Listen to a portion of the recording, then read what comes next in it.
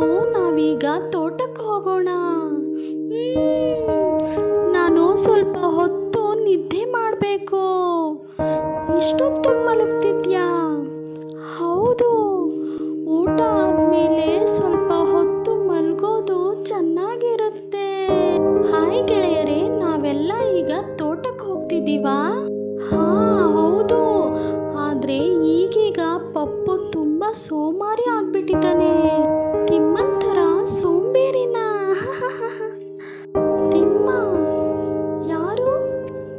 ಈ ಕತೆ ಕೇಳಿ, ಆದರೆ ಕೇಳಿದ ಮೇಲೆ ಮತ್ತೆ ನನ್ನ ಜೊತೆ ತೋಟಕ್ಕೆ ಬರಬೇಕು. ತೋಟಕ್ಕೆ ಹೋಗೋ ತಿಮ್ಮ ತೋಳ ಬಂದಿತ್ತಮ್ಮ. ಹಸು ಮೇಯಿಸೋ ತಿಮ್ಮ ಹಸು ಹಾದಿತಮ್ಮ. ಹೊಲೆ ಉರಿಸೋ ತಿಮ್ಮ ಉರಿ ಸುಟ್ಟಿತಮ್ಮ.